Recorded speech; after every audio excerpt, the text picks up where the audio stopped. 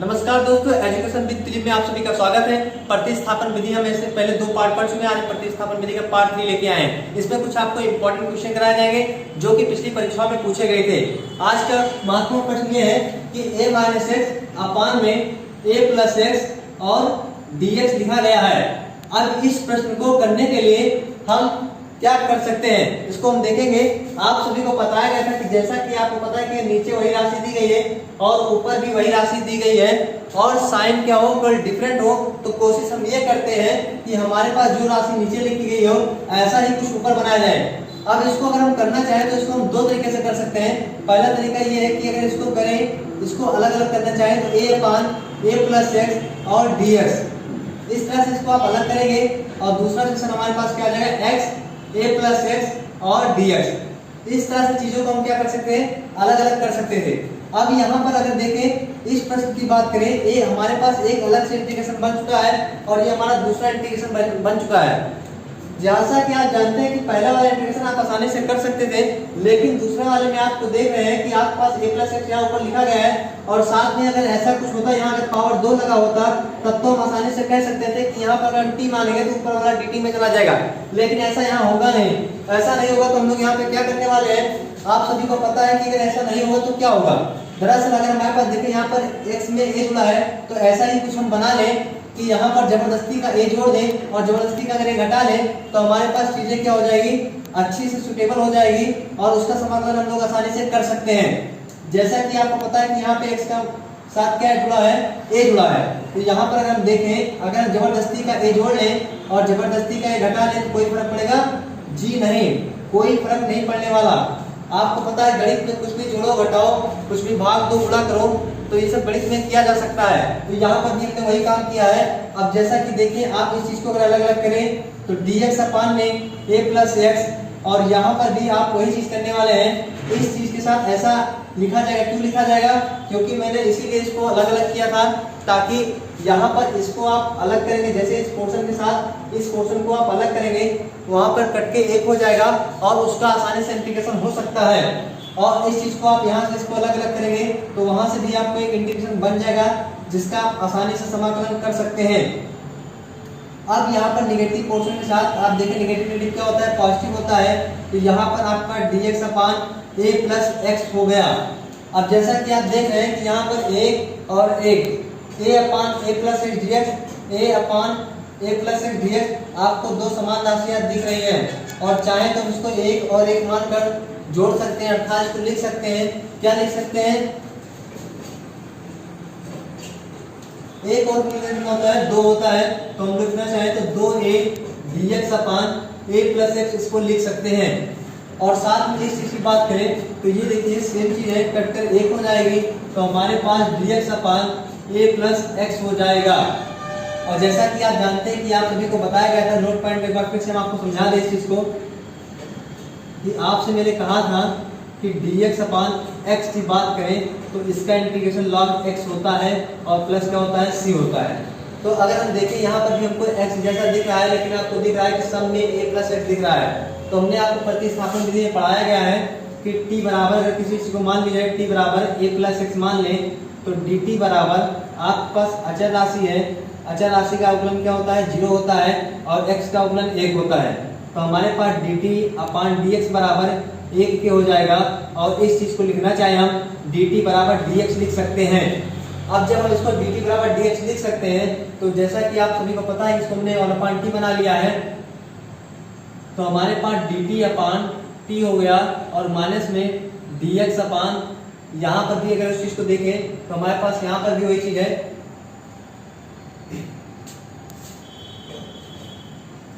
एक मिनट, दरअसल इस चीज को हमने तो जोड़ दिया था, तो यहाँ पर हमारे पास केवल 1 आएगा, लेकिन dx बचेगा। तो हमारे पास देखिए यहाँ से 1 अपान t हो गया और 1 अपान t का इंटीग्रेशन आप सभी को पता है कितना होता है, log t होता है। और यहाँ से 1 का इंटीग्रेशन कितना होता है, x होता है। और आप यहाँ पे क्या जोड़ सकते हैं, प्लस c जोड़ देंगे। अब इस तरह से आपने देखा कि हमारा इंटीग्रेशन तो हो गया, लेकिन आपने देखा कि यहाँ पर x का फॉर्म आ रहा है, यहाँ पर t का फॉर्म आ रहा है। और हमारा क्वेश्चन जो x के फॉर्म में दिया था, तो हमको आंसर किस फॉर्म में लाना है, x के फॉर्म में लाना है। तो इस t की वैल्यू यहाँ से देखिए, अगर हम लोग क्या रख सकते हैं, ए प्लस एक्स रख सकते हैं, तो हमारे पास लॉग में A plus X minus X plus C आ जाएगा। इस तरह से हमारा आंसर हो जाएगा। ये प्रश्न 4 नंबर में कई बार पेपर में पूछ चुका है। मैं चाहता हूँ इस चीज को आप मोस्ट इंपॉर्टेंट लिख दें, और ये कई बार पेपर में पूछा भी जा चुका है। इस चीज को आप नोट कर लें, भली बातें समझ लें। एक बार मैं फिर से आपको इसको रिपीट कर दूं, ताकि आप इस प्रश्न को पेपर में अगर आए तो भली बातें कर सकें। जैसा कि आप सभी को पता है कि a माइनस एक्स अपॉन में a प्लस एक्स dx आपको दे रखा है, तो मैंने जैसा कि कहा था आपसे इसको अलग अलग करने को, a upon a plus x dx और माइनस में x upon a plus x dx। अब आपने जब अलग अलग किया तो आपने देखा कि ये तो इसका तो इंटीग्रेशन आप आसानी से कर सकते थे, लेकिन यहाँ पर क्या है, इसकी पावर और इसकी पावर क्या है, समान है। और चूंकि राशि आप देख सकते हैं x प्लस ए प्लस एक्स यहाँ दे रखा है, यहाँ पर x दे रखा है, तो कोशिश हम इस प्रकार के प्रश्नों में ये करते हैं कि जो नीचे दिया होता है उसी तरह ऊपर बनाने की कोशिश करते हैं। तो ऐसा अगर हमको बनाना है तो यहाँ पर a जुड़ा है, तो हमको यहाँ जबरदस्ती का a जोड़ा और घटाया गया है। ऐसा इसलिए किया गया है ताकि आपको समान राशि मिल सके और आप आसानी से उसका इंटीग्रेशन कर सके। तो a प्लस एक्स यहाँ जैसा कि आपने लिखा बना लिया है, तो इस चीज को हमने अलग अलग कर लिया है। तो आप सभी को पता है निगेटिव के साथ इतना पोर्शन ले लिया गया है, और निगेटिव निगेटिव पॉजिटिव होता है, तो आपके पास a upon a plus x dx हो गया। और यहाँ से आप देखिए एक और एक मिलकर कितना हो गया, 2 हो गया। तो यहाँ से हमने 2a dx upon a plus x लिया है। यहाँ पर समान राशि थी, कट के 1 हो गया, तो यहाँ पे हमने dx लिख लिया है। अब आप सभी को पता है कि इसका इंटीग्रेशन करने के लिए आपको इसके जैसा बनाना पड़ेगा, अर्थात आपको पता है कि 1 अपॉन x का इंटीग्रेशन log x होता है। तो अगर 1 अपॉन x का इंटीग्रेशन log x होता है भैया, तो यहाँ पर भी हमको 1 अपॉन x का इंटीग्रेशन log x जैसा बनाना चाहिए था। तो हमने क्या किया, इस चीज को पूरा t मान लिया, और हमको पता है कि t बराबर अगर इसको मानते हैं तो इसका डिफरेंशिएशन जो होता है वो dt बराबर dx जो होता है। तो हमने यहाँ पर dt बराबर dx पुट कर दिया, और हमने चूंकि इसको t माना था तो हमने वैल्यू t पुट कर दिया। अब हमको पता है कि 1 अपॉन t का इंटीग्रेशन log t होता है, 1 का इंटीग्रेशन x होता है, और चूंकि प्लस c आपको पता है समाकलन रहता है हमेशा जोड़ा जाता है। अब यहाँ से t की वैल्यू हमने उठा कर रख दी है, t बराबर हमारे पास क्या था, a प्लस एक्स था। अब इस चीज को एक बार आपने दोबारा देख भी लिया है। मैं चाहता हूँ इस चीज को आप प्रैक्टिस बार बार करें, क्योंकि एक प्रश्न 4 नंबर में पूछा गया है पेपर में कई बार। इसको आप नोट कर लें, फिर अगला प्रश्न हम बताते हैं आपको।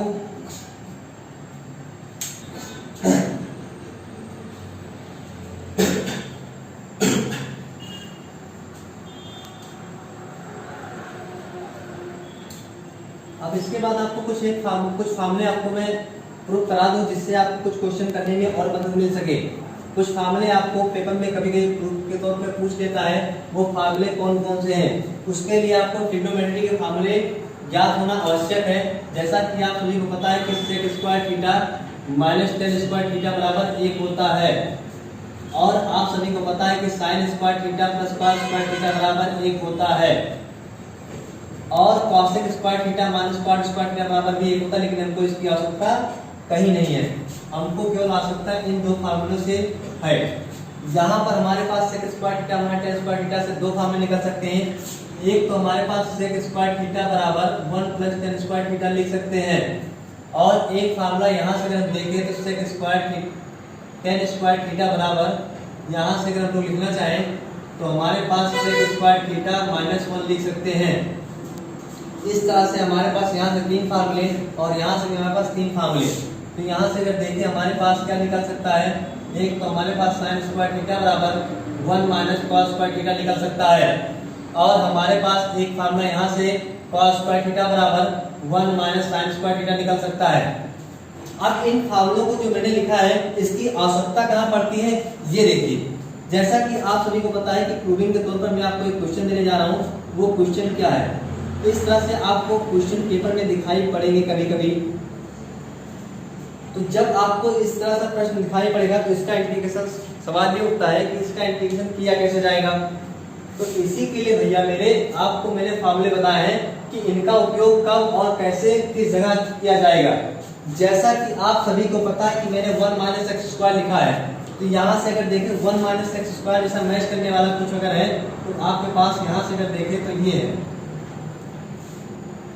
ऐसा हमने जरूरी नहीं कि हम यहाँ पे x बराबर sine theta equal to cos theta भी पुट कर सकते हैं, ये जो इच्छा आप जो चाहे पुट कर सकते हैं। तो हम यहाँ पर अगर हम पुट x बराबर साइन थीटा अगर हम करेंगे, तो यहाँ से अगर डिफरेंशिएशन करें इसका, तो आप सभी को पता है कि साइन थीटा का अवकलन कॉस थीटा होता है। तो आपके पास dx बराबर कॉस थीटा और डी थीटा आ जाएगा। जब यहाँ पर आपके पास dx बराबर कॉस थीटा और डी थीटा आ जाएगा तो यहाँ पर भी आपको x की वैल्यू क्या पुट करनी पड़ेगी, x बराबर साइन थीटा। तो आप यहाँ पर 1 माइनस साइन स्क्वायर थीटा रखेंगे। क्यों रखेंगे, क्योंकि आपको पता है 1x बराबर साइन थीटा है, तो अगर इसके ऊपर पावर लगा दिए, दोनों बच्चों का वर्ग कर दिया जाएगा तो x स्क्वायर बराबर साइन स्क्वायर थीटा हो जाएगा। अब आप सभी को पता है कि यहाँ पे हमने वैल्यू भी पुट कर दी है, तो आप सभी को ये भी पता है कि 1 माइनस साइन स्क्वायर थीटा किसके बराबर होता है, कॉस स्क्वायर थीटा के बराबर होता है। तो यहाँ से अगर देखें तो कॉस थीटा और डी थीटा अपान में cos theta cos square theta under root में। अब आप सभी को पता है कि अंडर रूट में कोई चीज़ वैल्यू स्क्वायर के रूप में रहती है, उस चीज़ को अगर आप बाहर निकालें तो कॉस थीटा के रूप में निकलती है। तो यानी कि आपके पास यहाँ से cos theta D theta upon में कॉस थीटा हो जाएगा, क्योंकि स्क्वायर में अगर कोई रूट में है तो वैल्यू अगर बाहर निकालोगे तो कॉस थीटा बचेगा। इस चीज़ को सेम राशि की काट डाले हम लोग यहाँ पर, तो हमारे पास क्या बचा, डी थीटा बचा। अब आप सभी को पता है कि जिसके रिस्पेक्ट में इंटीग्रेशन करते हैं, अगर वहाँ पर कोई वैल्यू नहीं दी रहती है तो वही वैल्यू आती है। अब थीटा के रिस्पेक्ट में करेंगे तो यहाँ क्या आएगा, थीटा ही आएगा। अब जैसा कि आप सभी को पता है, मैंने आपसे कहा था कि जिस फॉर्म में इंटीग्रेशन दिया जाता है उसी फॉर्म में आंसर भी आते हैं। अब चूंकि यहाँ पर एक्स के फॉर्म में आपके पास क्वेश्चन था और आंसर आप थीटा के फॉर्म में लिखेंगे, ये अच्छी बात नहीं है। तब वैल्यू एक्स के फॉर्म में कैसे लिखी जाएगी, दरअसल आपने माना कहाँ से था, आपने यहाँ से माना था एक्स बराबर क्या होता है, साइन थीटा माना था। तो यहाँ से अगर हम लोग वैल्यू निकालें तो हमारे पास थीटा बराबर साइन इनवर्स एक्स हो जाएगा। ये इधर आएगा तो इनवर्स के रूप में बदल जाएगा। तो आपके पास यहाँ से आई बराबर साइन इनवर्स एक्स और प्लस सी हो जाएगा। इस तरह से आपके पास पेपर में प्रूविंग कभी कभी पूछ लेता है, तो मैं चाहता हूँ इसको आप एक बार नोट देख लें और उसके बाद मैं इसको रब करके इस पर कुछ आधारित प्रश्नों की चर्चा करते हैं।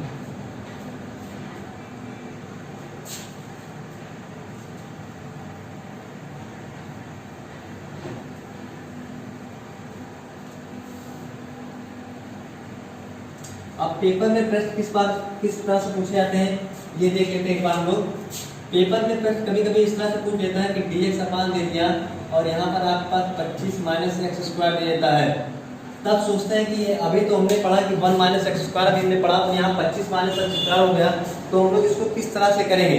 दरअसल इसको हम देखते हैं कि ए स्क्वायर माइनस एक्स स्क्वायर जैसा फॉर्म हम यहाँ पर देखते हैं कि किस तरह से इसको बना सकते हैं। और हमारे पास देखा जाए तो यहाँ से अगर हम देखें, इस चीज़ को अगर लिखना चाहिए तो 5 माइनस एक्स स्क्वायर लिख सकते हैं, क्योंकि आप सभी को पता है कि 5 का वर्ग जो होता है 25 होता है। अब हमको पता है कि अगर यहाँ पर अगर इसको वैल्यू पुट करना चाहेंगे, 1 माइनस एक्स स्क्वायर जैसा बनाना चाहेंगे तो क्या पुट किया जाए कि यहाँ पर हमारे पास कॉस स्क्वायर थीटा पुट हो जाए। तो ऐसा अगर हमको करना होगा तो जाहिर सी बात है यहाँ का 5 हमको कॉमन चाहिए होगा, और वो 5 कॉमन एक शर्त पर आपको मिल सकता है कि यहाँ पर भी आपके पास 5 स्क्वायर होना चाहिए। तो वो 5 स्क्वायर करने के लिए आप सभी को पता है यहाँ पर हम लोग वैल्यू क्या पुट करने वाले हैं, x बराबर 5 साइन थीटा हम लोग पुट करने वाले हैं। क्योंकि आप सभी को पता है अगर x बराबर 5 साइन थीटा अगर पुट करेंगे तो यहाँ पर स्क्वायर चूंकि करेंगे तो 5 और 25 हो जाएगा और साइन स्क्वायर थीटा, और आसानी से हम यहाँ से 25 कॉमन ले सकते हैं और उसको 1 माइनस साइन स्क्वायर थीटा जैसा लिख सकते हैं। तो यहाँ पर अगर हमने देखा कि x बराबर 5 साइन थीटा माना है तो इसका डिफरेंशिएशन अगर हम लोग करें तो dx अपान डी थीटा, तो आपको पता है कि साइन थीटा का अवकलन कॉस थीटा होता है। तो यहाँ से अगर वैल्यू की बात करें तो 5 कॉस थीटा और क्या हो जाएगा, डी थीटा हो जाएगा। आप सभी को पता है यहाँ वैल्यू अगर पुट की जाएगी तो 5 बाहर ले लिया जाएगा तो कॉस थीटा और डी थीटा हो जाएगा। और यहाँ से अगर हम लोग बात करें तो आप सभी को पता है कि 25 ऐसा है लिख सकते हैं। और चूंकि आप बताइए अगर यहाँ वैल्यू पुट करेंगे, आप यहाँ पर एक बार वैल्यू पुट करके देख लीजिए कि जब आप वैल्यू यहाँ पुट करेंगे तो आपको पता है कि 5 का स्क्वायर और यहाँ पर क्या हो जाएगा, साइन स्क्वायर थीटा ये हो जाएगा ना। तो यानी कि जाहिर सी बात है 55 25 अगर यहाँ भी है तो 55 25 यहाँ पर भी होगा। तो यहाँ पर अगर लोग 25 लिख लिए तो यहाँ पर हमारे पास साइन स्क्वायर थीटा हो जाएगा। और जैसा कि आप सभी को पता है कि यहाँ पर 25 यहाँ पर 25, तो हम लोग 25 कॉमन ले सकते हैं। तो देखा जाए कि आप यहाँ पर क्या लिख सकते हैं, 5 आपके पास यहाँ बाहर ही रहेगा और आपके पास यहाँ से cos थीटा और d थीटा और आप समझ सकते हैं कि अगर यहाँ से अगर 25 बाहर लें तो हमारे पास अगर देखें तो हम 25 को बाहर लिखना चाहिए तो 5 के वर्ग के रूप में लिख सकते हैं। और यहाँ पर हमारे पास 1 माइनस साइन स्क्वायर थीटा हो जाएगा। और आप सभी को पता है कि 1 माइनस साइन स्क्वायर थीटा क्या होता है, कॉस स्क्वायर थीटा होता है। तो यहाँ से अगर हम देखें यहाँ से 5 अगर हमारा बाहर हो सकता है तो यहाँ से भी हमारा 5 बाहर आ सकता है। तो कॉस थीटा यहाँ से हो गया आपके पास। और यहाँ पर आप सभी को पता है कि 1 माइनस साइन स्क्वायर थीटा क्या होगा, कॉस स्क्वायर थीटा होगा। और यहाँ से भी अगर रूप में आप बाहर निकालना चाहेंगे तो 5 से 5 कट जाएगा और आपके पास यहाँ से कॉस थीटा अपान में कॉस थीटा और डी थीटा आ जाएगा।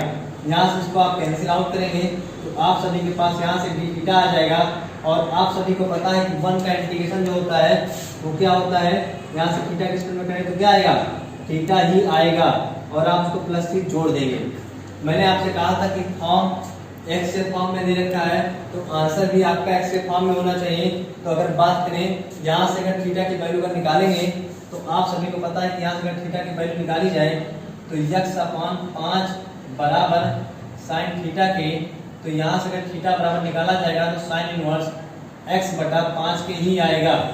तो यहाँ पर हम लोग वैल्यू पुट कर देंगे, हमारे पास आ जाएगा साइन इनवर्स x बटा 5 और प्लस 3, ये आपका आंसर हो जाएगा।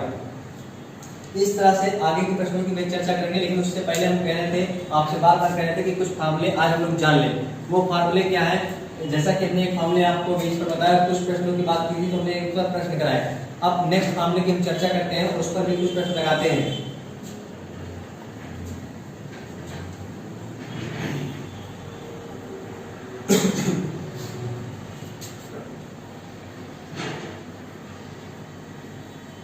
आपके पास कभी कभी इस तरह से भी प्रश्न आ जाते हैं पेपर में, जैसा कि एक प्रश्न की बात करें इस तरह से भी प्रश्न आपको पेपर में मिल जाएंगे, ए स्क्वायर माइनस एक्स स्क्वायर। अब ऐसा प्रश्न अगर पेपर में मिलता है तब आप क्या करेंगे, कुछ नहीं करना है, वहां पर फर्क इतना था कि वहां पर रूट लगा था और यहाँ पर हमारे पास क्या है, रूट नहीं है। अब यहाँ पर रूट नहीं है तो हम लोग क्या करेंगे,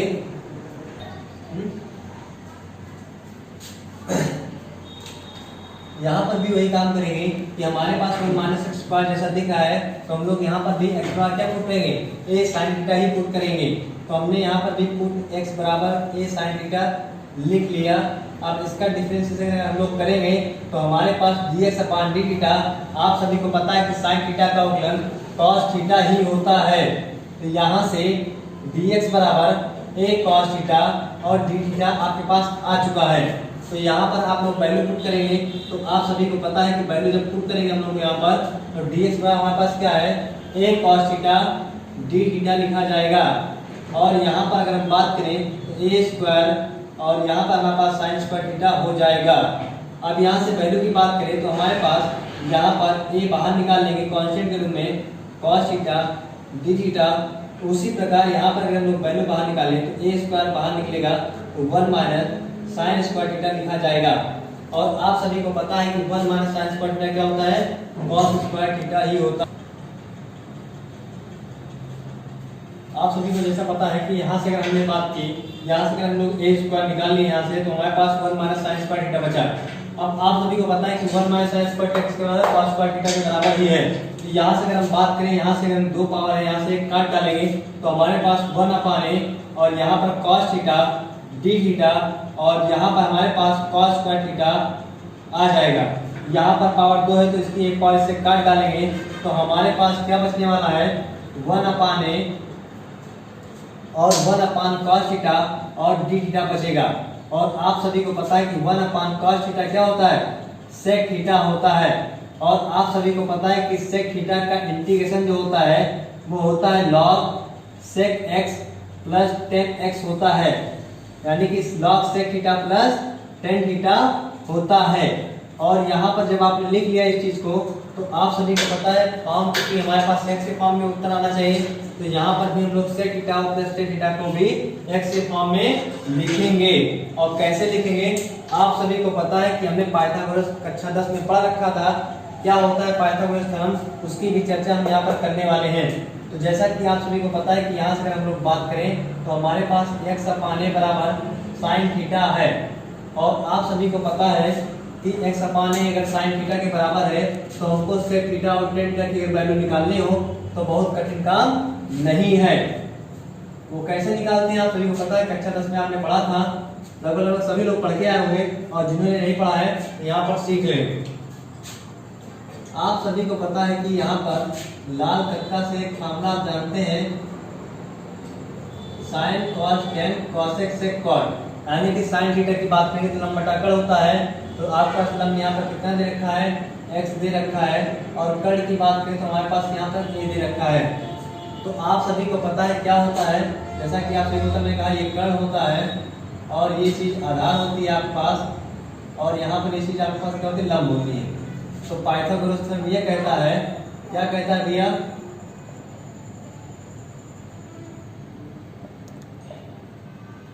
होता यह है कि कड़ स्क्वायर बराबर लंब स्क्वायर और प्लस आधार का वर्ग होता है। तो हमारे पास यहाँ कड़ की बात करें तो कड़ हमारे पास यहाँ पर a का वर्ग है, और लंब की बात करें हमारे पास यहाँ पर x का वर्ग है, और हमको निकालना क्या है, आधार। आधार क्यों निकालना है, क्योंकि हमको सेक थीटा और टेन थीटा की वैल्यू भी चाहिए।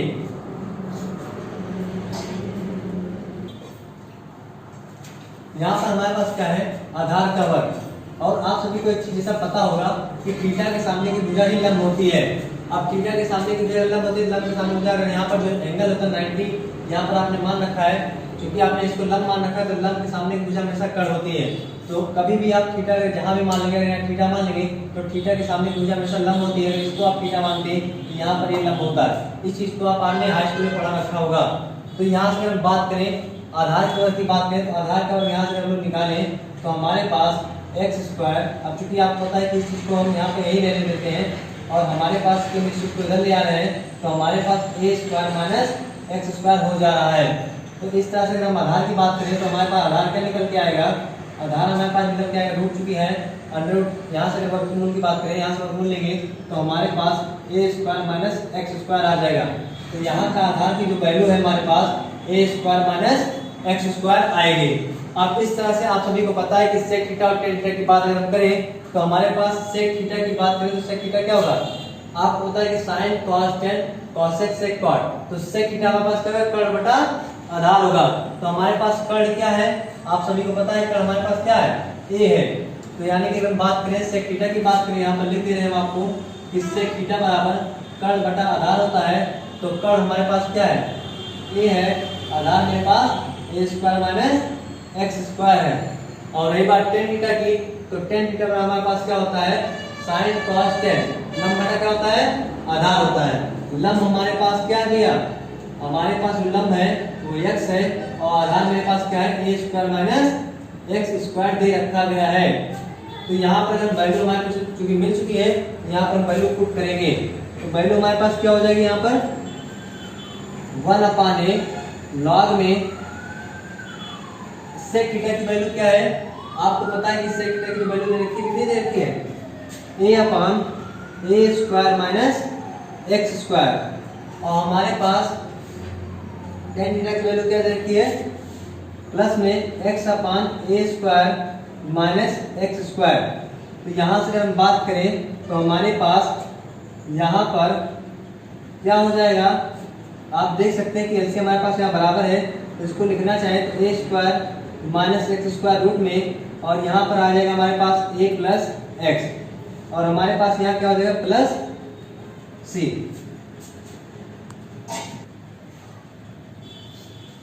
तो इस तरह से आपने प्रश्नों को देखा कि अगर आपको इस तरह के भी प्रश्न बनेंगे तब भी आप कैसा करेंगे, एक्स बराबर साइन का ही पुट कर करेंगे।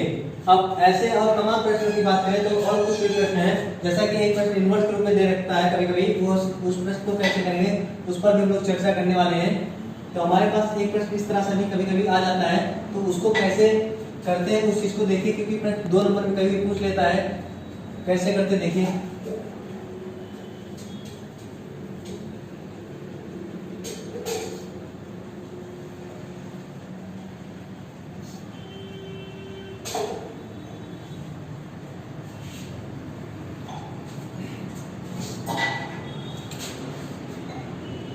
अगले प्रश्न की चर्चा करते हैं, उससे पहले एक फार्मूला हम इसकी चर्चा कर लेते हैं कि हमारे पास कभी कभी इस तरह से भी प्रश्न पूछ लेता है कि x square minus A square. अब dx upon x square minus A square की चर्चा की बात करें तो इस प्रश्न को कैसे करेंगे। अब हमने आपसे फार्मूले की बात की थी ट्रिग्नोमेट्री की, और 3 फार्मूले की बात की थी। आपको पता है कि फार्मूले कौन से थे, जैसा कि मैंने आपसे बताया था कि sine square theta minus cos square theta बराबर अगर 1 लिखा होगा तो यहाँ से 2 फार्मूले निकल सकते थे। अब चूंकि इस फार्मूले का यूज हम कर चुके हैं तो ये फार्मूले की चर्चा ना करके वो इस प्रकार के फार्मूले की अगर वो चर्चा करें तो ज़्यादा बेहतर है। तो हमारे पास जैसा कि पता है कि sec square theta minus tan square theta बराबर 1 लिखा गया था, तो हमने आपसे यहाँ से कहा था कि यहाँ से अगर आप निकालना चाहें तो 2 वैल्यू निकाल सकते थे। और यहाँ से बात करें तो यहाँ से भी आप यहाँ पर तो आपको पता है कि यहाँ से आप कौन सी वैल्यू रखेंगे। आप सभी को पता है कि sec square theta minus tan square theta बराबर अगर 1 होता है तो यहाँ से अगर बात करें सेक स्क्वायर थीटा माइनस 1 तो हमारे पास पता है कि हम यहाँ पर क्या रखेंगे। तो यहाँ पर हम लोग क्या रखने वाले हैं, x बराबर सेक थीटा पुट करने वाले हैं। यहाँ से 2 वैल्यू की बात की थी, हमने कहा एक फार्मूला यहाँ से एक फार्मूला यहाँ से, अर्थात ये आपका अलग फार्मूला हो गया और आपका ये अलग फार्मूला हो गया। तो इस पर चर्चा करने वाले थे लोग। यहाँ पर हम लोग क्या पुट करने वाले हैं, जैसा कि आप सभी को पता है यहाँ पर ए स्क्वायर लिखा गया है, तो ए स्क्वायर को भी हमको कॉमन के रूप में चाहिए होगा। तो यहाँ पर जो वैल्यू पुट करेंगे वहाँ पर इसके हिसाब से पुट करेंगे। तो यहाँ पर हम क्या पुट करने वाले हैं, x बराबर ए सेक थीटा ही पुट करेंगे। तो अगर डिफरेंशिएशन की बात करें तो आप सभी को पता है कि सेक एक्स का डिफरेंशिएशन क्या होता है, सेक एक्स इंटू क्या होता है, टेन एक्स होता है। तो यहाँ से अगर बात करें तो dx बराबर ए सेक थीटा टेन थीटा और डी थीटा ही आने वाला है। तो अब यहाँ पर जब आपके पास ये वैल्यू आ गई तो आप यहाँ पर इसको जब पुट करेंगे तो आप सभी को पता है कि यहाँ पर हमारे पास सेक थीटा टेन थीटा और डी थीटा आएगा। और यहाँ पर चर्चा करें हम लोग, यहाँ पर हमारे पास x का जब वैल्यू पुट करेंगे तो आपको पता है स्क्वायर लगा है तो इस पर भी स्क्वायर लगेगा, अर्थात आपके पास A square sec square theta minus A square आएगा। अब आप सभी को पता है कि ए स्क्वायर यहाँ से हम लोग कॉमन लेना चाहें, यहाँ से कॉमन भी मिल जाएगा हमको। यहाँ पर ए स्क्वायर हमारे पास बाहर में ले लिया और हमारे पास यहाँ पर सेक थीटा टेन थीटा और डी थीटा आएगा। यहाँ पर हमारे पास क्या आने वाला है, क्योंकि आपने ए स्क्वायर बाहर ले लिया है, आपके पास सेक स्क्वायर थीटा माइनस 1 आने वाला है। अब इस तरह से आप देखें तो आपके पास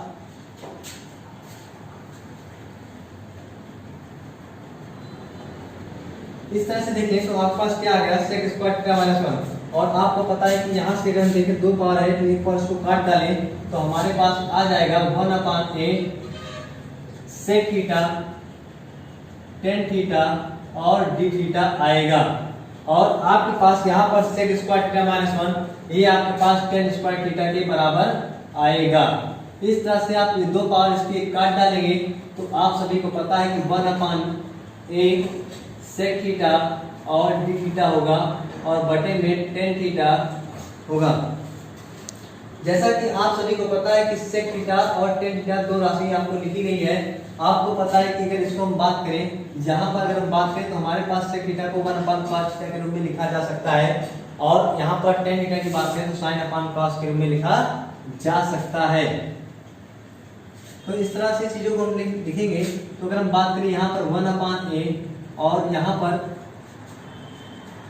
इस चीज को लिखना चाहे तो 1/cos थीटा और यहाँ पर sin/cos थीटा और डी थीटा लिखेंगे। अब यहाँ से आप देख सकते हैं कि आपको पता है कि ये प्रथम चरण, द्वितीय चरण, तृतीय और चतुर्थ। आपको पता है जो चौथा वाला स्टेप होता है ये ऊपर जाता है और इसका मल्टीपल इससे होता है। तो जैसा कि आप इस चीज को लिखना चाहें तो ऐसा भी लिख सकते हैं, cos थीटा अपान में cos थीटा और sin थीटा लिख सकते हैं और डी थीटा। cos थीटा से cos थीटा कैंसिल हो जाएगा, 1/sin थीटा को आप क्या लिख सकते हैं, cosec थीटा लिख सकते हैं। और आप सभी को पता है cosec थीटा का इंटीग्रेशन जो होता है वो log cosec theta minus cot theta ही होता है। इस तरह से चीजों को आप लिखेंगे।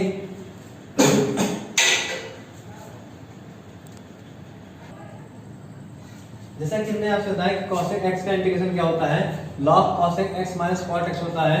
आपको पता है कि cosec थीटा लिखा गया है तो इन्हीं की इसका रिजल्ट हम लोग लिखें तो हमारे पास log cosec x माइनस कॉट एक्स होता है यानी कि कॉट थीटा और प्लस सी। और कुछ देर पहले आपको मैंने वैल्यू रखना सिखाई थी कि किस तरह से वैल्यू रखते हैं। तो हमारे पास मैंने कहा था कि हमारे पास यहाँ से देखें तो हमारे पास x अपान a बराबर सेक थीटा दे रखा है। तो यहाँ से हमने क्या कहा था, पाइथागोरस थ्योरम की मदद से आपसे कहा था कि यहाँ से वैल्यू निकालने को कहा था आपसे, और मैंने निकाल करके दिखाया था। तो एक बार फिर से आपको वैल्यू निकाल कर दिखाते हैं कि cos theta minus cot theta की वैल्यू यहाँ पर क्या आएगी। आप सभी को जैसा पता है कि यहाँ पर हम लोग बात करें तो हमने चूंकि एंगल ये मान रखा है तो इसके सामने भुजा क्या होगी, लंब होगी, ये आधार होगी और ये हमारे पास क्या होगी, कर्ण होगी। तो आपको पता है कि सेक थीटा जो होता है, यहाँ से अगर बात करें फिर से यहाँ से देखते हैं कि क्या होता है, sin cos tan cosec sec cot यानी कि कर्ण बटा आधार आपको दे रखा है। तो आपके पास कर्ण क्या है, यहाँ से कर्ण की बात करें x दे रखा है, आधार की बात करें तो आधार हमारे पास क्या दे रखा है, a दे रखा है। तो यहाँ पर हम पाइथागोरस थ्योरम लगाएंगे तो हमारे पास हमको पता है कि पाइथागोरस थ्योरम की बात करें तो कर्ण स्क्वायर यानी कि x का स्क्वायर बराबर लंब का स्क्वायर और प्लस आधार का वर्ग। यहाँ से बात करें लंब का वर्ग निकालेंगे तो हमारे पास x स्क्वायर, चूंकि इस चीज को इधर लाएंगे तो माइनस a स्क्वायर, इस तरह से हमारे पास लंब बराबर क्या हो जाएगा, रूट में x square minus a square हो जाएगा। तो हमारे पास लंब की वैल्यू भी निकल चुकी है। तो यानी कि हम लोग लंब की बात करें तो हमारे पास लंब की वैल्यू यहाँ पे क्या होगी, x square minus a square होगा। तो यहाँ पर cosec थीटा की बात करें तो cosec थीटा हमारे पास क्या होने वाला है, आपको पता है कि cosec थीटा यानी कि sin cos tan cosec sec cot यानी cosec थीटा हमारे पास कर्ण बटा लंब होने वाला है। तो हमारे पास जो कर्ण दे रखा है वो कर्ण कितना दे रखा है, इस तरह से आप देखिए हमारे पास जो कर्ण दे रखा है कितना दे रखा है, कर्ण हमारे पास x दे रखा है। तो हमारे पास x अपान में रूट में क्या आने वाला है, x square minus a square आएगा। और यहाँ पर cot थीटा की बात करें तो हमारे पास cot थीटा क्या आने वाला है, आपको पता है कि sin cos tan cosec sec cot यानी आधार बटा लंब होगा। आधार हमारे पास क्या है, ये है, और लंब क्या है हमारे पास, लंब हमारे पास क्या है, x square minus a square और प्लस क्या है, c दे रखा है। इस तरह से हम बात करें तो हमारे पास क्या होने वाला है, 1 अपान a लॉग में, यहाँ पर देखिए एलसीएम बराबर है, इस चीज को लिखना चाहे तो आप इस तरह से भी लिख सकते हैं, x square minus A square और एक्स माइनस ए प्लस क्या सी। आप सभी को पता है कि यहाँ पर देखिए सेम राशि है एक्स माइनस ए, यहाँ पर x square minus A square दे रखा है। तो कुछ नहीं, आप चाहें तो यही पे आंसर लिख सकते हैं, इसके आगे भी सॉल्व हो सकता है लेकिन कोई जरूरत नहीं, आप इसी पर ही छोड़ दीजिए। इस तरह से आपका आंसर हो जाएगा। आप देखेंगे ऐसे तमाम प्रश्न आपके पास आएंगे कि इस तरह से प्रश्न आएंगे तो आपको अनुभव होता है कि हम कैसे करते हैं। आपको आंसर की चिंता करने की जरूरत नहीं होती है, आप यहाँ से मेथड को फॉलो करिए, आंसर क्या आएगा उससे मतलब नहीं होता है।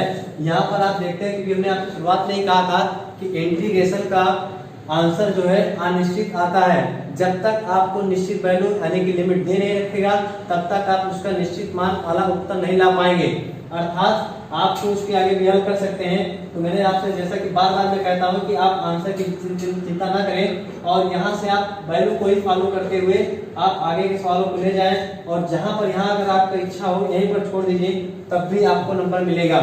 इस तरह से आप चीजों को फॉलो करते हुए अगले आप यहाँ का अगले कुछ प्रश्नों की बात करें तो मैं चाहता हूँ कि कल आपको 2-4 प्रश्न और करा के प्रतिस्थापन विधि का समाकलन कर समाप्त हो जाएगा, और नेक्स्ट टर्म में आपको हम इसका अगला चैप्टर पढ़ाएंगे। तब तक के लिए आप फैजाबाद